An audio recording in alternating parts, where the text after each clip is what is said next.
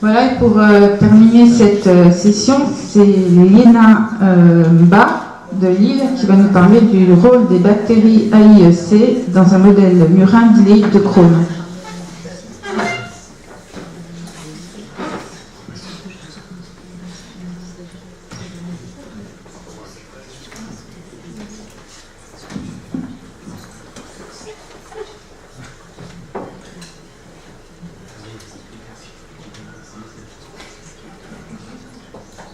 Bonjour, mesdames, messieurs les membres de l'Académie, chers collègues, je vais vous présenter mon travail de Master 2 qui portait sur le rôle des bactéries AIEC dans un modèle murin d'iléite de Crohn. Donc la maladie de Crohn, c'est une maladie fréquente qui touche 1 million de personnes en Europe. La physiopathologie est mal connue, sera impliquée des facteurs environnementaux, des facteurs génétiques, c'est des sujets génétiquement prédisposés qui répondent à une réaction immunitaire inadaptée face à un microbiote intestinal perturbé. La maladie se localise plus particulièrement au niveau de l'iléon et au niveau iléocolique, ce qui implique un recours à la chirurgie fréquent. 50% des patients auront besoin d'une chirurgie à 10 ans et 83% des patients si la localisation est iléocécale. La récidive est quasi systématique après résection segmentaire de grêle. La récidive endoscopique précède la récidive clinique et est présente à 80% à 3 ans. Elle se situe en général en amont de l'anastomose iléocolique en cas de résection iléocécale. La physiopathologie de la récidive est également mal connue. Il sera impliqué des facteurs génétiques, environnementaux, mais aussi mécaniques avec la perte de la valve iléocécale qui implique un reflux colo-iléal exposant le néon iléoterminal à la flore microbienne colique. De plus, sera impliquée la dysbiose intestinale avec l'émergence d'un nouveau pathovar, Escherichia coli adhéro-invasif, appelé AIOC. Ce pathovar a été décrit dans les années 90. Il est présent chez 22 à 65% des patients présentant des lésions chroniques de maladie de Crohn et 37 à 100% des patients souffrant de maladie de Crohn avec des lésions de récidive endoscopique précoces. On ne sait pas en fait si ce pathovar aggrave la maladie ou la déclenche. En tout cas, il est capable d'activer la voie NF-κB, inhiber l'autophagie et d'augmenter la production de cytokines pro-inflammatoires. Son rôle a été étudié dans différents modèles animaux. Il aggraverait la colite, qu'elle soit induite et provoquée, et entraînerait une inflammation chronique fibrosante. En revanche, son rôle dans la récidive post-chirurgicale dans la maladie de Crohn est inconnu. Il existe plus de 100 modèles animaux qui reproduisent des lésions intestinales, provoquées ou spontanées, mais aucun ne reproduit exactement les lésions de la maladie de Crohn. Dans les années 90, Hammer a développé un modèle, le RAHLA V27 transgénique, qui est initialement développé pour étudier la spondylarthrite ankylosante, mais qui en fait développe une colite spontanée à partir de la 12e semaine de vie, capable de se chroniciser. De plus, le microbiote intestinal semblerait influencer le développement des lésions. Dans notre laboratoire, une étude précédente a mis au point un modèle mimant les lésions de récidive post-résection iléocécale. En effet, 100% des rats transgéniques opérés à 12 semaines de vie présentaient une iléite en sus-anastomotique. Il s'agit donc d'un bon modèle pour étudier les lésions post-récidive chirurgicale dans la maladie de Crohn. Le but de mon étude était double. Tout d'abord, d'évaluer l'impact de la souche AIEC sur la colite spontanée des rats HLA-V27. Et mon deuxième objectif était d'étudier l'impact de la souche sur la survenue de la récidive iléale post-résection iléocécale chez ces mêmes rats. Voici le modèle de la première manipulation. Donc nous avons inclus 2 groupes de rats, un groupe de rats transgéniques et un groupe de rats non transgéniques. La moitié des 2 groupes étaient traités dès la 11e semaine de vie par streptomycine. La streptomycine modifie la flore intestinale et favorise la colonisation par la souche AIEC. Tous les rats bénéficiaient ensuite d'un gavage oral par la souche AIEC. Des coprocultures étaient effectuées les 3 semaines suivantes et les rats étaient sacrifiés à 15 semaines de vie. La colite est évaluée cliniquement, macroscopiquement, histologiquement et moléculairement. Voici les premiers résultats. Ce qu'on peut remarquer, c'est que les rats non transgéniques traités par streptomycine et transgéniques traités par streptomycine ont le même profil de persistance de la souche, tandis que les rats qui ne sont pas traités par streptomycine, la souche ne persiste pas. Enfin, entre les rats transgéniques avec streptomycine, la souche persiste chez 60% d'entre eux, tandis que chez 0% des rats transgéniques sans streptomycine. On remarque également que 8 jours après le début du gavage, la décroissance apparaît pour atteindre un niveau quasi indétectable chez les rats transgéniques et chez les rats non transgéniques.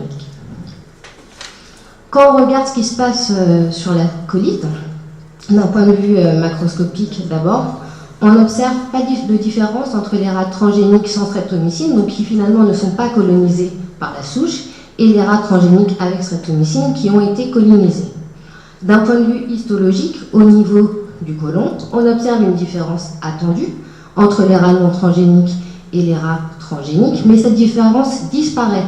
C'est-à-dire que les rats non transgéniques qui ont été traités par streptomycine et qui finalement ont été colonisés par la souche présentent des lésions inflammatoires au niveau du côlon, et donc les rats non transgéniques avec streptomycine colonisée présentent une colite histologique. En ce qui concerne la colite spontanée des rats HLA-B27, on n'a pas retrouvé de différence entre les rats transgéniques colonisés et les rats transgéniques non colonisés d'un point de vue macroscopique, histologique et moléculaire.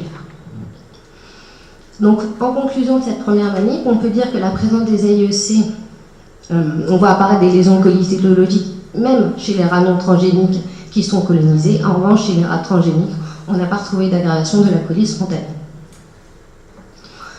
La deuxième manipulation concernait l'impact sur la survenue de l'iléite post-résection iléosécale. Donc nous avons inclus 3 groupes de rats. Tous les rats bénéficiaient d'un gavage dans l'eau de boisson par streptomycine pour les mêmes raisons, puisque ça favorise la colonisation de la souche.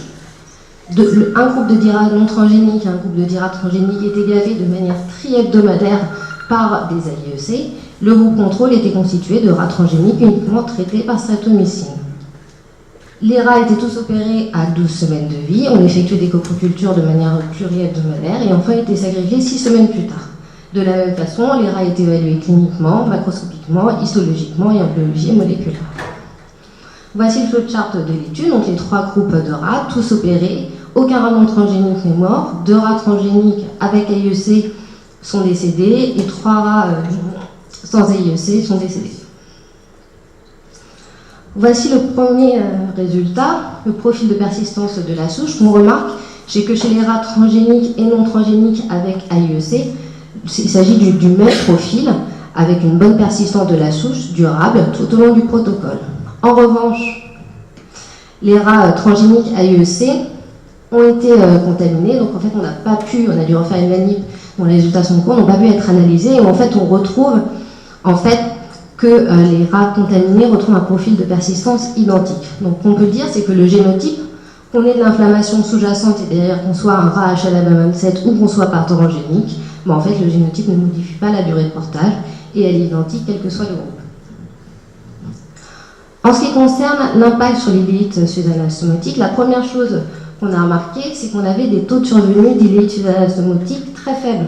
On s'attendait à avoir 100%, comme le modèle qui avait été développé. En fait, on n'a eu que 25%. Les 2 rats que vous voyez qui sont non transgéniques et qui sont scorés à 4, c'est probablement une malfaçon technique qui a conduit à une sténose anastomotique. Ce qu'on remarque également, au niveau histologique encore, c'est que les rats non transgéniques en rose à droite présentent également une iléite susanastomotique uniquement histologique.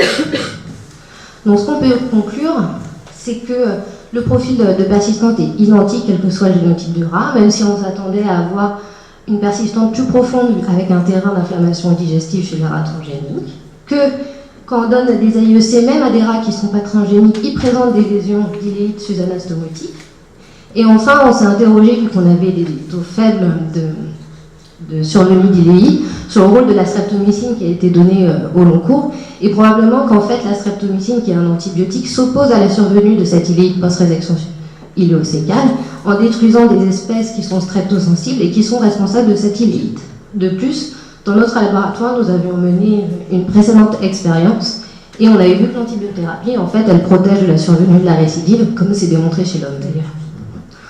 Donc, en perspective, on a mis quand même On a développé le premier modèle de colonisation par IEC dans un modèle de murin transgénique de colis spontané. Et on essaie de développer des nouvelles thérapeutiques qui ciblent exactement la dysbiose intestinale, par exemple les bactériophages, en fait, qui sont des virus qui détruisent des bactéries. Je vous remercie de votre attention.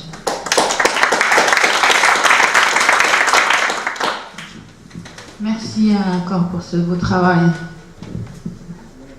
Alors, qui a des questions à poser?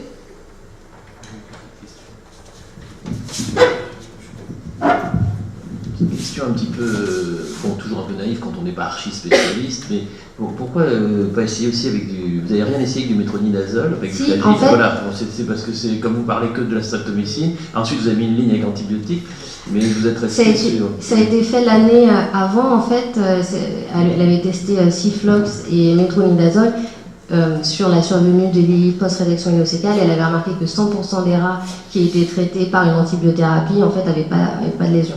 Donc on n'a pas retesté vu que ça avait été fait l'année précédente. D'accord, merci. Il me semble qu'on avait récompensé ce modèle il y a 2 ou 3 ans Tout à fait, c'est dans le rat transgénique. Donc, parce que là, ils avaient 100% de résultats. Alors, qu'est-ce qui s'est passé avec votre modèle? Effectivement, en fait, c'est le docteur Amélie Chaud qui avait mis au point le modèle de survenue des lilides. Elle avait 100%, mais chez des rats qui n'avaient pas de streptomycine et qui n'avaient pas d'AIEC. Et effectivement, moi j'ai eu que 25% de récidive, j'étais extrêmement déçue. Mais on s'est dit, c'est probablement les antibiotiques qu'on a mis pendant toute la durée du protocole qui font qu'on ne retrouve pas ces résultats ni au niveau macroscopique, histologique ou moléculaire. Donc il ne faut pas trop les traiter avec les antibiotiques. D'accord, j'ai mal fait évoluer le modèle. Non, elle a montré ce qu'il ne fallait pas faire. Ça va servir à tous ceux qui restent plongés là-dedans. Non, ce que je tiens à dire, c'est que la streptomycine, on l'a mis parce qu'il y a beaucoup de papiers qui montrent que ça favorise la colonisation, en particulier sur cette souche qui est streptomycine et kanamycine résistante. C'est pour ça qu'on l'a mis. Ah non, c'est ça, c'est un résultat négatif qui est important pour beaucoup, qui risquerait d'avoir la même idée. Est-ce que ça montre que c'est très difficile d'avoir un bon modèle, en fait, d'iléite type Crohn chez le rat? Vous avez dit qu'il y avait plein de modèles, le vôtre paraissait idéal, mais peut-être pas aussi fameux. Il n'est pas idéal quand on modifie trop la flore intestinale, en fait. D'ailleurs, c'est ce qu'on est en train d'arrêter. On s'est dit peut-être la streptomycine, c'était pas la bonne chose qu'il fallait faire. Peut-être qu'on arrive à avoir une superbe colonisation stable dans le temps, mais au point de vue macroscopique et ce qu'on recherche, on ne le voit plus trop. Du coup, c'est plus vers ça qu'on se dirige, c'est plutôt essayer... La question, c'est toujours la dysbiose intestinale, comment faire pour lutter contre. Alors, il y a les antibiotiques, même chez l'homme, on pourra en mettre. Le Ciflox, ça marche très bien, mais sauf qu'on ne peut pas le mettre au long cours, parce que ça a des effets secondaires, c'est ce qu'on voit chez le rat d'ailleurs. Et maintenant, la question, c'est plutôt un peu moduler la flore intestinale avec des nouvelles thérapeutiques qui ciblent certaines bactéries qu'on a remarqué, les AIEC par exemple, qui induisent des lésions. Et c'est ces nouveaux médicaments qui arrivent, qui sont les bactériophages en fait, et c'est ce qu'on est en train de tester d'ailleurs. Très bien. Et donc tout le travail sur ce modèle continue dans votre laboratoire. Amélie a fini sa thèse? Amélie, oui.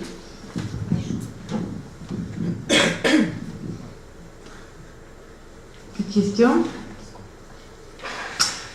Bon, merci encore, Léna.